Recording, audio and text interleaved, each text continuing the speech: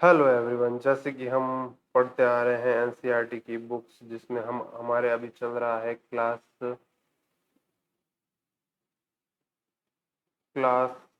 Seventh का history की book, जिसका नाम है हमारे अतीत सेकंड। इसके हमने पढ़ लिए थे कुछ चैप्टर, और अभी इस वीडियो में जो चैप्टर है उसका नाम है चैप्टर 6, नगर व्यापारी और शिल्पी जन। उनके बारे में इस चैप्टर में बताया गया है कि पिछले ज़माने में कैसे नगर व्यापारी और शिल्प जन थे। एक मध्ययुगीन नगर की यात्रा पर आया कोई यात्री उस नगर के बारे में कैसी महत्वाकांक्षा रखता है। यह इस बात पर निर्भर करता है कि वह नगर किस प्रकार का था। क्या वह एक मंदिर नगर था, या एक प्रशासनिक केंद्र, एक वाणिज्यिक शहर, एक पतन नगर, अथवा किसी अन्य प्रकार का शहर था।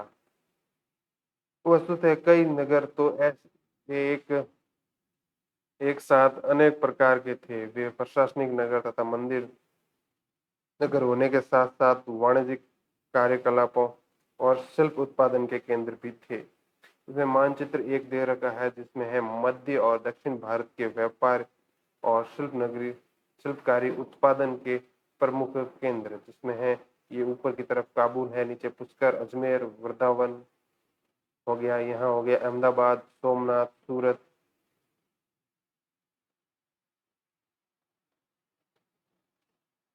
बम्बई, बीदर, बीजापुर, गोलकुंडा, मछलीपट्टनम, हम्पी, कमालपुरम, सवाईमल्लाई, तिरुपति, कांचीपुरम, मद्रास, तिरुवनंतपुरम, महाबलीपुरम,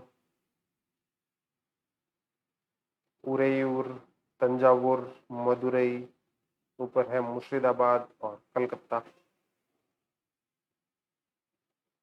प्रशासनिक केंद्र अध्याय 2 में आपने चौल वंश के बारे में पढ़ा। आइए हम इसकी कल्पना के घोड़े पर सवार होकर चौल राजाओं की आधुनिक तंजावुर ऐतिहासिक जैसा कि यह 1000 वर्ष पहले था की यात्रा पर चलते हैं।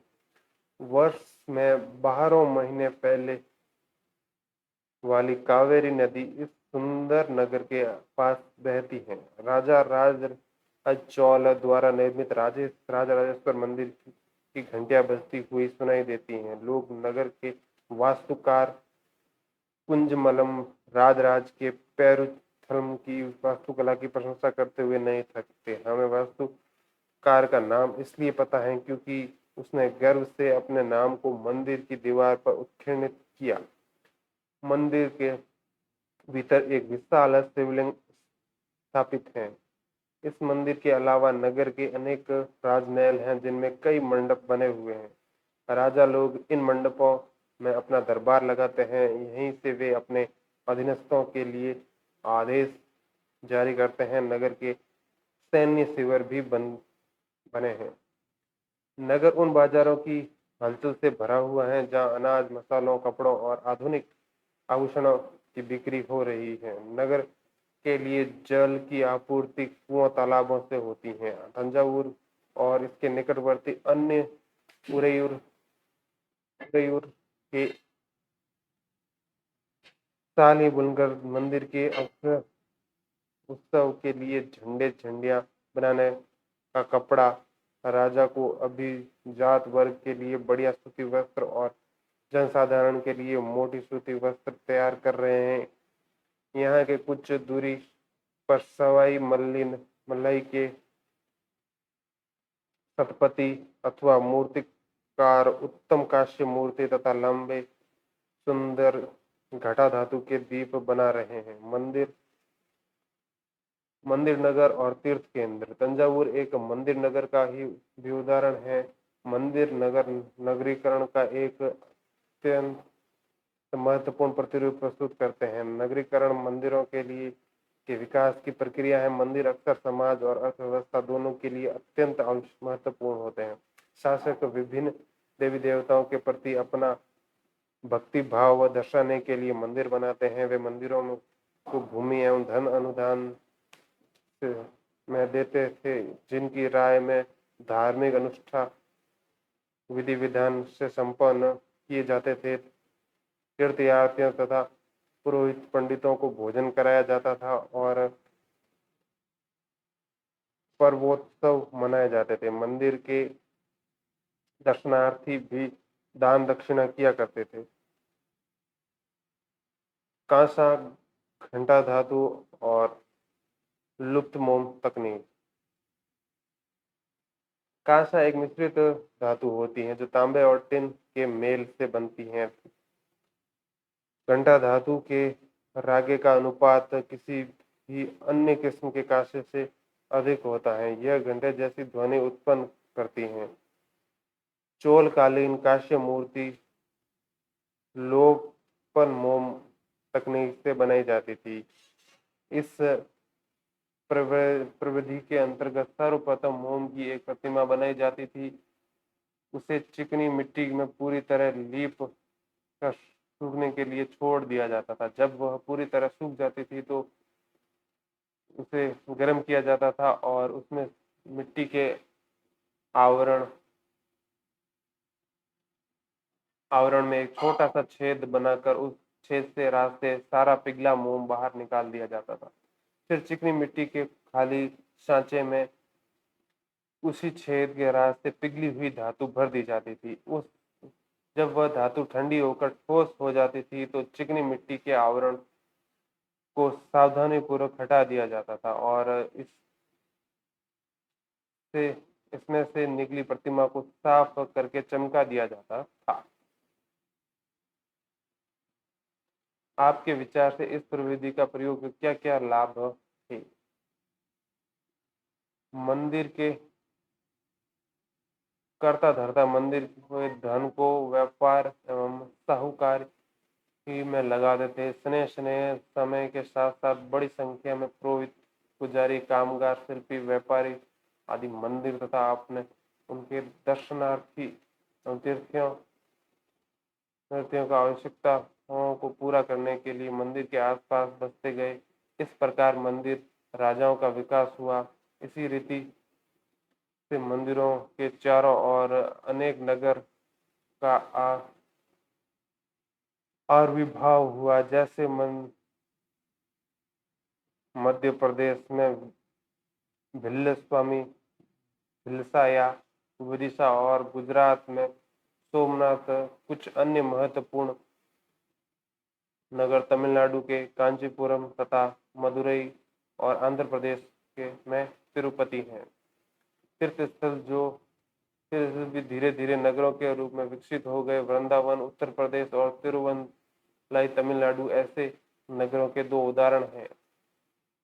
अजमेर राजस्थान 12वीं शताब्दी के चौहान राजाओं की राजधानी था और आगे चलकर मुगलों के शासन में यह सूबा मुख्यालय बन गया। यह नगर धार्मिक सह अस्तित्व का एक उत्कृष्ट उदाहरण प्रस्तुत करता है। सुप्रसिद्ध सूफी संत ख्वाजा मोहिउद्दीन चिश्ती नगर में यहाँ 12वीं शताब्दी में बस गए और वे उनके दार्शनिक, अर्थी एवं श्रद्धालु सभी पंथों मतों के हुआ करते थे। अजमेर के पास पुष्कर सरोवर, जहाँ प्राचीन काल में से ही तीर्थयात्री आते थे। अपने जिले के नगरों की सूची बनाइए तथा उनके प्रशासनिक केंद्रों, मंदिर से नगर तीर्थों केंद्रों के रूप में वर्गीकरण करें। छोटे नगरों का संजाल। 8वीं शताब्दी से ही उपमहाद्वीप में अनेक छोटे छोटे नगरों का संजाल था बिछने लगा था। संभवतः उनका प्रादुर्भाव बड़े बड़े गांवों से हुआ था। उनमें आमतौर पर एक मंडपिका, बाद में इसे मंडी कहे जाने लगा होती थी, जहां आसपास के गांव वाले अपनी उपज बेचने के लिए आते थे। इसमें ऐसी गलियां थी जहां दुकानें एवं बाजार थे, जिन्हें हट, बाद में हाट कहा जाता था। इसके अलावा भिन्न भिन्न प्रकार के कारीगरों तथा शिल्पियों जैसे कुम्हारों, तेलियों, शक्कर बनाने वाले, ताड़ी और बनाने वाले, सुनारों, लोहारों, पत्थर तोड़ने वाले आदि के अलग अलग बाजार होते थे। कुछ व्यापारी तो नगर के में स्थायी रूप से बसकर अपना कारोबार करते थे, जबकि कुछ अन्य व्यापारी नगर नगर घूम कर क्रय विक्रय किया करते थे। आसपास और दूर दराज के व्यापारी इन नगरों के में स्थानीय उपज खरीदने और दूरस्थी स्थानों के उत्पाद जैसे घोड़े, नमक, कपूर, केसर, पान सुपारी और काली मिर्च जैसे मसाले बेचने के लिए आते थे। ये है एक नगर के बाजार का चित्र या मंडी का चित्र। आमतौर पर कोई सामंत यानी परवली काल का या जमींदार इन नगरों में या इसके आसपास किलेबंदी कर महल बना लेता था। ऐसे सामंत व्यापारी शिल्पकारियों तथा उनके व्यापार की वस्तुओं पर कर लगाते थे और कभी-कभी इन करों के संग्रहण का अधिकार उन स्थानीय मंदिरों को प्रदान कर देते थे जिनका निर्माण उन स्वयं उनके द्वारा या धनाढ़ व्यापारियों द्वारा करवाया गया होता था। ऐसे अधिकारियों का उल्लेख अभिलेखों में किया गया है जो आज भी पाए जाते हैं। यह चित्र 3 लकड़ी पर नक्काशी करता हुआ एक कारीगर। बाजारों पर कर राजस्थान में प्रत्येक यह राजस्थान से प्राप्त एक 10वीं शताब्दी के अभिलेख का सारांश है, जिसमें ये शुल्क दिए गए हैं जो मंदिर प्राधिकारियों द्वारा वस्तुओं के रूप में वसूल किए जा सकते हैं। शक्कर और गुड़, रंग, धागा, रुई, नारियल, नमक, सुपारी, मक्खन, तिल के तेल पर और कपड़े पर कर लगाए जाते थे। इसके अलावा व्यापारियों पर धातु की चीजें बेचने वाले आसवकों, तेल, पशु चारे और अनाज के बोरों पर भी कर लगाए जाते थे, जिसमें से कुछ कर तो वस्तु के रूप में और कुछ अन्य नकद रूप में वसूले जाते हैं। आज बाजार पर लगने वाले करों के बारे में कुछ और जानकारी प्राप्त करें। इन्हें कौन इकट्ठा करता है, वे किस प्रकार वसूल किए जाते हैं और इनका प्रयोग किस काम के लिए होता है। बड़े और छोटे व्यापारी व्यापारी कई प्रकार के हुआ करते थे। इनमें बंजारे लोग भी शामिल थे। कई व्यापारी विशेष रूप से घोड़ों के व्यापारी अपने संघ बनाते थे जिनका एक मुखिया होता था और मुख्य उनकी ओर से घोड़े खरीदने के इच्छुक योद्धाओं से बातचीत करता था। चूंकि व्यापारियों को अनेक राज्यों तथा जंगलों से होकर गुजरना पड़ता था, इसलिए वे आमतौर पर काफिले बनाकर एक यात्रा करते थे और अपने हितों की रक्षा के लिए व्यापार संघ गिल्ड बनाते थे। दक्षिण भारत में 8वीं शताब्दी और परवर्ती काल में अनेक ऐसे संघ थे जिनमें सबसे प्रसिद्ध मणिग्रामम और नानादेशी थे। ये व्यापारी संघ प्रायद्वीप के भीतर और दक्षिणी पूर्वी एशिया तथा चीन के साथ भी दूर दूर तक व्यापार करते थे। इसके अलावा चेटियार और मारवाड़ी ओसवाल जैसे समुदाय भी थे जो आगे चलकर देश के प्रधान व्यापारी समूह बन गए। गुजराती व्यापारियों से हिंदू बनियों और मुस्लिम बोहरा दोनों समुदाय शामिल थे। वे दूर दूर तक लाल सागर के बंदरगाहों व फारस की खाड़ी, पूर्वी अफ्रीका, दक्षिणी पूर्वी एशिया तथा चीन से व्यापार करते थे। वे इन पत्तनों के कपड़े और मसाले बेचते थे। बदल बदले में अफ्रीका से सोना और हाथी दांत एवं दक्षिण पूर्व एशिया से चीन के मसाले, टिन, मिट्टी के नीले बर्तन और चांदी लाते थे। पश्चिमी तट के जैसा कि आप समझ सकते हैं कि इस काल के दौरान लोगों का माल का आना जाना लगा ही रहता था। आपके विचार से आवाजाही का नगरों तथा ग्रामों के जनजीवन पर क्या प्रभाव पड़ा होगा? नगरों में रहने वाले कारीगरों की एक सूची बनाइए। पश्चिमी तट के किनारों नगरों में अरबी, फारसी, चीनी, यहूदी और सीरियाई ईसाई बस गए थे। लाल सागर के बंदरगाहों में बेचे जाने वाले भारतीय मसाले और कपड़े इलावती व्यापारी द्वारा खरीदे जाते थे और वहां से वे अपने आगे यूरोपीय बाजारों में बेचते थे। उनके उनसे व्यापार में बहुत लाभ होता था। उष्णकटिबंधीय जलवायु में उगाए जाने वाले मसाले, काली मिर्च, दालचीनी, जायफल, सौंठ आदि यूरोपीय व्यंजनों में महत्वपूर्ण अंग बन गए थे और भारतीय सूती वस्त्र बहुत लुभावना होता था। ये चीजें ही यूरोपीय व्यापारियों को भारत तक खींच लाई। समय के साथ साथ व्यापार और नगरों का रूप किस प्रकार बदला, उसके बारे में हम शीघ्र आगे पढ़ेंगे। काबुल काबुल अपने पहाड़ी और विषम भूदृश्य के साथ 16वीं शताब्दी के राजनीतिक और वाणिज्यिक दृष्टि से महत्वपूर्ण अंग बना।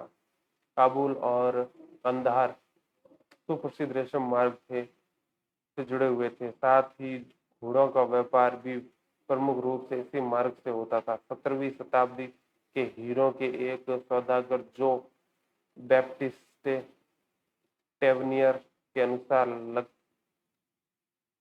ने अनुमान लगाया था कि काबुल में घोड़ों का व्यापार प्रति वर्ष 30,000 रुपए का होता था, जो उन दिनों में एक भारी रकम समझी जाती थी। काबुल ने से मेवे, खजूर, गलीचे, रेशमी कपड़े और ताजे फल ऊँटों पर लाद कर लाए जाते थे और उपमहाद्वीप तथा अन्य भागों में बेचे जाते थे। इनके अलावा गुलाम की बिक्री के लिए भी लाए जाते थे। नगरों में शिल्प बीदर के शिल्पकार तांबे तथा चांदी से जड़े के काम के लिए इतने अधिक प्रसिद्ध थे कि इस शिल्प का नाम ही बीदरी पड़ गया।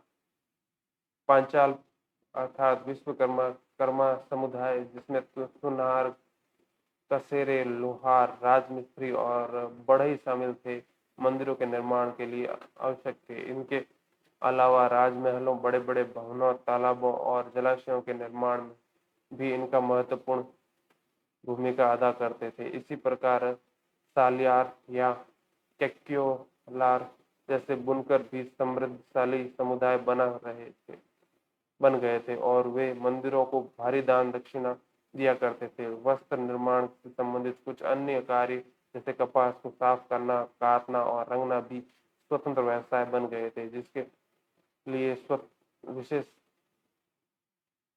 विज्ञ की आवश्यकता होती थी। यह है चित्र 4 में पीतल के इस मोमबत्ती दान का काला आवरण है। यह है शॉल की बॉर्डर।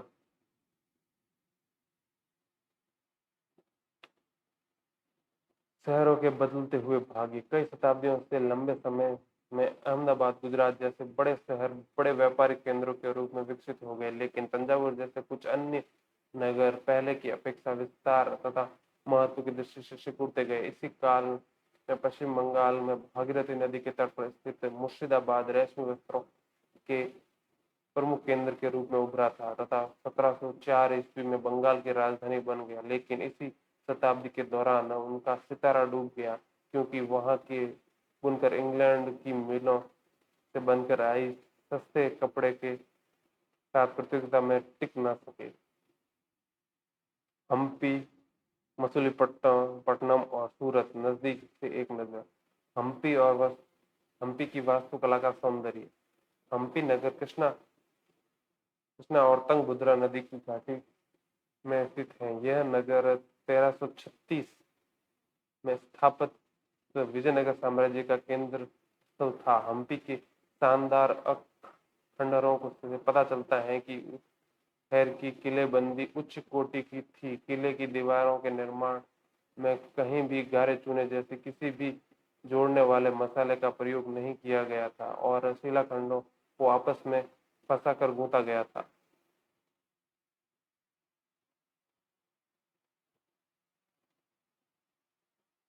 एक किलाबंद नगर। एक पुर्तगाली यात्री डोमिंगो पेज ने 16वीं शताब्दी में हम्पी नगर का वर्णन इस प्रकार किया है। गोवा से आने वाले लोग जिस प्रवेश द्वार से गुजरते थे, उस द्वार के भीतर राजा ने एक अत्यंत सदृढ़ प्राचीनबद्ध नगर बसा रखा है, जो दीवारों और ब्रिजों से सुरक्षित है। ये दीवारें अन्य नगरों की दीवार जैसी नहीं है, बल्कि बहुत मजबूत राजगिरी का एक का नमूना है, जो अन्य भागों में बहुत कम देखने को मिलता है, जिसके भीतर उसी रीति से बनाए गए भवनों की अत्यंत सुंदर कतारें हैं जिसकी छतें सपाट चपटी हैं। आपके विचार से यह नगर किलेबंद क्यों था? अपने शासनकाल में विजयनगर के शासकों ने जलाशयों, नहरों के निर्माण में काफी रुचि ली। मालदेवी नदी के उत्तर 1.37 किमी लंबे मिट्टी के बांध वाले अंतराज सागर जलाशय का निर्माण हुआ। कृष्णदेव राय ने दो पहाड़ियों के बीच एक विशाल प्रस्तर बांध का निर्माण विजयनगर के निकट एक विशाल झील के निर्माण के लिए किया। यहाँ जल को जल सेतु और नहरों द्वारा बगीचों और खेतों तक सिंचाई के लिए पहुंचाया जाता था। हम्पी की वास्तुकला विशिष्ट प्रकार की थी। वहां के शाही भवनों में भवन, मेहराब और गुम्बद थे। वहां स्तंभों वाले कई विशाल कक्ष थे जिनमें मूर्तियों को रखने के लिए आले बने हुए थे। यहाँ सुनियोजित बाग बगीचे भी थे जिसमें कमल और पेड़ों की आकृति वाले मूर्ति कला के नमूने थे। 15वीं-16वीं शताब्दी के अपने समृद्धि काल में हम्पी कई वाणिज्यिक और सांस्कृतिक गतिविधियों से गुंजायमान रहता था। इन दिनों हम्पी के बाजारों में मुसलमान सौदागरों, चेटियों और पुर्तगालियों जैसे यूरोपीय व्यापारियों के एजेंट का जमघट लगा रहता था। मंदिर सांस्कृतिक गतिविधियों के केंद्र होते थे और देवदासियां,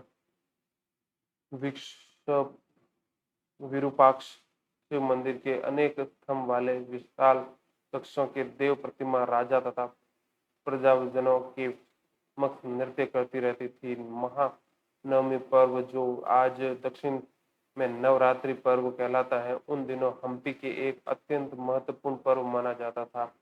पुरातत्वविदों ने उन महानवमी मंच को खोज कर निकाला जहां राजा अपने अतिथियों का स्वागत सत्कार करता था और अधीनस्थ व्यक्तियों के नजराने उपहार लिया करता था। वहीं विराजमान होकर राजा नृत्य एवं संगीत तथा मल्ल युद्ध के कार्यक्रम में भी देखा करता था। 1565 में दक्कनी सुल्तानों गोलकुंडा, बीजापुर, अहमदनगर, बुरान और बीदर के शासकों के हाथों विजयनगर की पराजय के बाद हम्पी का विनाश हो गया। सूरत पश्चिम का प्रवेश द्वार।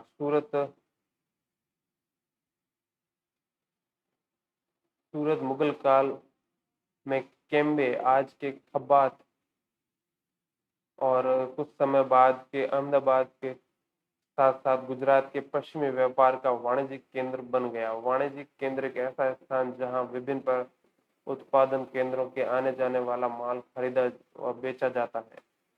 सूरत औरमुज की खाड़ी से होकर पश्चिमी एशिया से के साथ व्यापार करने का प्रमुख द्वार था।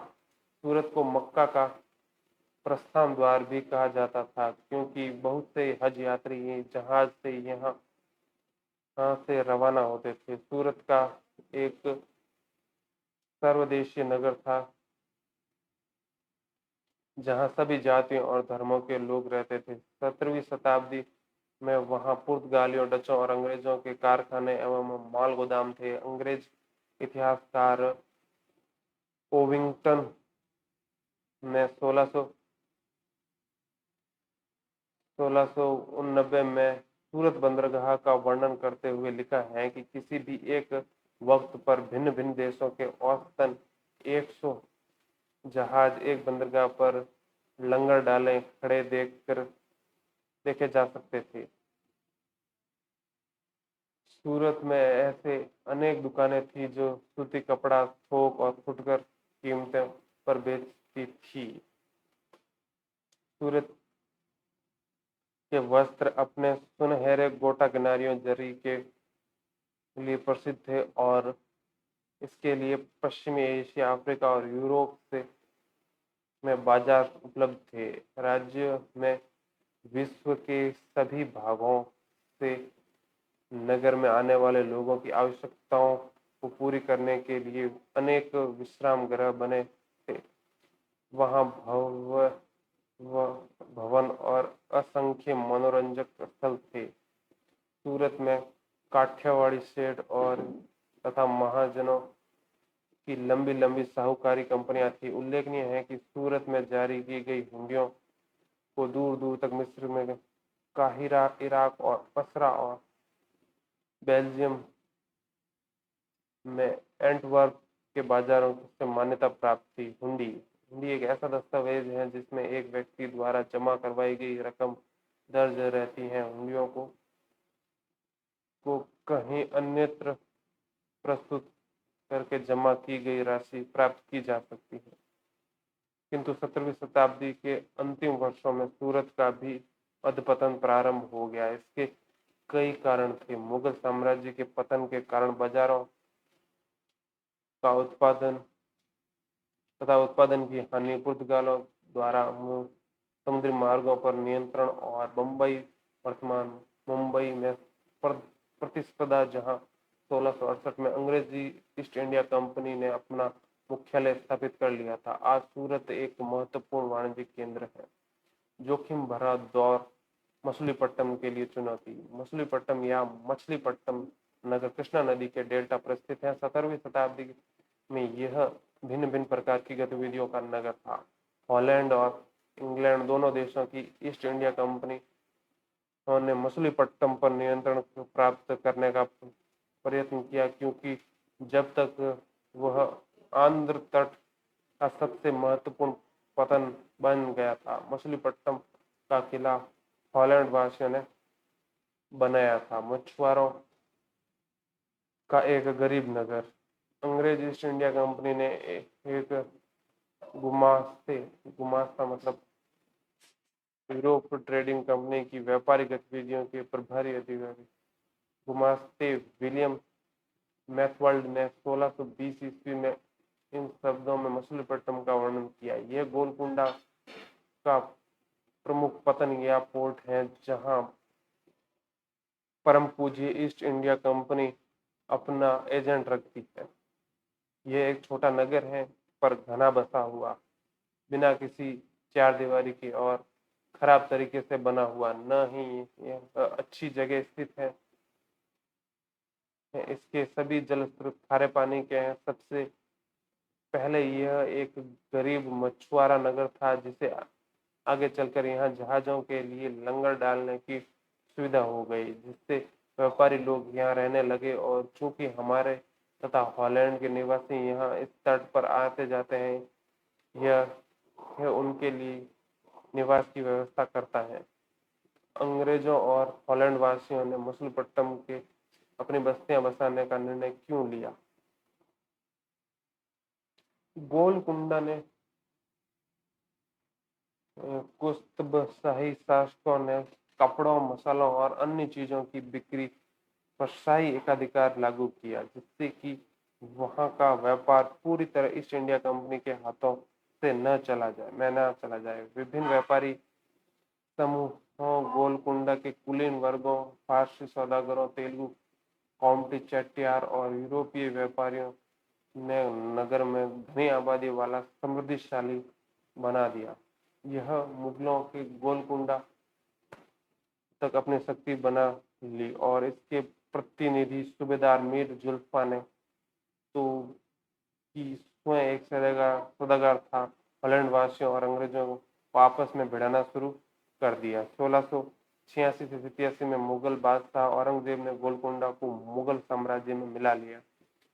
जब यूरोपीय कंपनियों ने आप के सामने अन्य विकल्प ढूंढने की समस्या आ खड़ी हुई, कंपनी की नई नीति के अंतर्गत केवल इतना ही पर्याप्त नहीं था कि पतन भीतरी प्रदेश के उत्पादन केंद्रों के साथ संबंध बनाए रखें, बल्कि इस बात की आवश्यकता महसूस की गई कि कंपनियों के नए केंद्र एक साथ राजनीतिक, प्रशासनिक और वाणिज्यिक भूमि भी अदा करें। जब कंपनी के व्यापारी बम्बई वर्तमान मुंबई, कलकत्ता वर्तमान कोलकाता और मद्रास वर्तमान चेन्नई चले गए, तब मछलीपट्टनम अपने व्यापार और स्मृति दोनों समृद्धि दोनों ही खो बैठा और 18वीं शताब्दी के दौरान इसका अधपतन हो गया और आज वह एक छोटे से जीर्ण शीर्ण नगर की से अधिक कुछ नहीं है।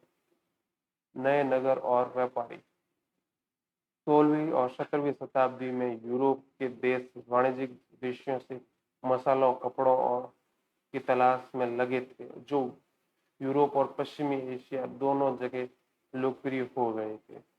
अंग्रेजों, हॉलैंड वासियों और फ्रांसीसियों ने पूर्व में अपनी वाणिज्यिक गतिविधियों का विस्तार करने के लिए अपनी अपनी ईस्ट इंडिया कंपनी बनाई। प्रारंभ में तो मुल्ला अब्दुल गफूर और वीरजी वोरा जैसे कुछ बड़े भारतीय व्यापारियों ने जिसने पास बड़ी संख्या में जहाज थे उनका मुकाबला किया, किंतु व्यापारी कंपनियों ने समुद्री व्यापार पर अपना नियंत्रण स्थापित करने के लिए अपनी नौशक्ति का प्रयोग किया और भारतीय व्यापारियों को अपने एजेंट के रूप में कार्य करने के लिए मजबूर कर दिया। अंततः अंग्रेज उपमहाद्वीप में सर्वाधिक सफल वाणिज्यिक एवं राजनीतिक शक्ति के रूप में उभर कर स्थापित हो गए। वस्त्रों जैसी वस्तुओं की मांग में तेजी आ जाने के से अधिकाधिक लोगों ने कताई बुनाई और धुनाई रंगाई आदि का धंधा अपना लिया, जिससे इससे इन शिल्पों का बहुत विस्तार हुआ। भारतीय वस्त्रों के रूप रंग और डिजाइन अधिकाधिक परिष्कृत होते गए, किंतु इस काल में शिल्पकारों की स्वतंत्रता घटने लगी। शिल्प के जन पेशगी की प्रणाली पर काम करते थे, जिनका अर्थ था कि उन्होंने जिन यूरोपीय एजेंटों से पहले ही पेशगी ले ली थी, उन्हीं के लिए उन्हें कपड़ा बुनना होता था। अब बुनकरों को अपना कपड़ा या बुनाई के नमूने बेचने की स्वतंत्रता नहीं थी। उन्हें तो कंपनी के एजेंटों द्वारा निर्धारित डिजाइन के कपड़े उन्हीं की मांग के अनुसार बनाने पड़ते थे।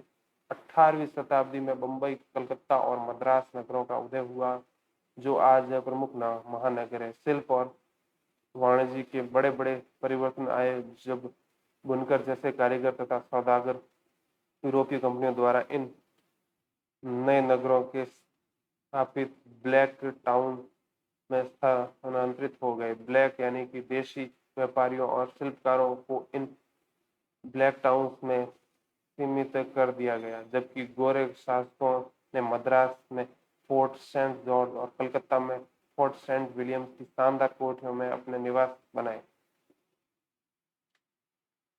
18वीं शताब्दी में शिल्पकारों ने तथा वाणिज्यों की कहानी हम अगले वर्ष में पढ़ेंगे। ये है चित्र संख्या 8, आरंभिक 19वीं शताब्दी में बंबई की एक सड़क।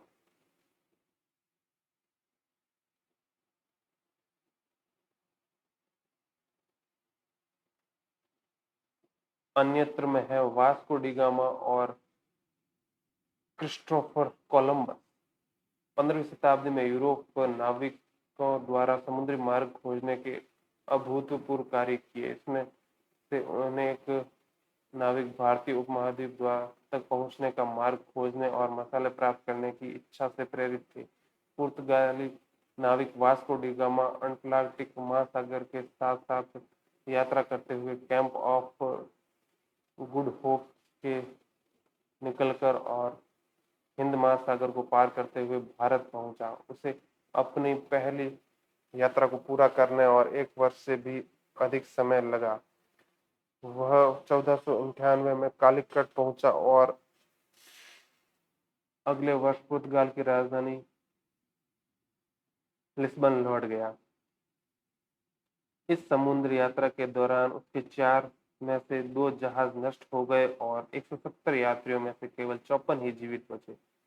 इस प्रत्यक्ष खतरों के बावजूद जो मार्ग खोले या खोजे गए वे अत्यंत लाभकारी सिद्ध हुए और इसके बाद तो अंग्रेज, हॉलैंडवासी और फ्रांसीसी नाविक ने भी इसका अनुकरण करना आरंभ कर दिया। भारत पहुंचने के लिए समुद्री मार्गों की खोज का एक अन्य सुपरिणाम निकला जिसकी किसी को आशा नहीं थी। एक इटलीवासी क्रिस्टोफर कोलंबस ने भारत पहुंचने का मार्ग खोजने के लिए अटलांटिक महासागर को पार करके पश्चिम की ओर यात्रा करने का निश्चय किया। उसका सोचना था कि चूंकि पृथ्वी गोल है, इसलिए वह पश्चिम की ओर से भी भारत पहुंच सकता है। वह 1492 में वेस्ट इंडीज के तट पर पहुंचा। वेस्ट इंडीज का नाम इसी भ्रांति के कारण पड़ा। उसने पीछे स्पेन और पुर्तगाल के नाविक और विजेता भी वहां आते थे और उन्होंने मध्य और दक्षिण अमेरिका के बड़े बड़े भागों में अपने कब्जे कर लिए और अक्सर उन प्रदेशों की पहले वाली बस्तियों को नष्ट कर दिया। कल्पना करें में कुछ दिया हुआ है। आप 17वीं शताब्दी में सूरत के पश्चिमी एशिया की यात्रा करने की योजना बना रहे हैं। इस संबंध में आप कैसे तैयारी करेंगे? तो इसी के साथ ये चैप्टर भी होता है समाप्त। नेक्स्ट वीडियो में हम पढ़ेंगे इस बुक का नेक्स्ट चैप्टर। तब तक के लिए धन्यवाद। Thank you.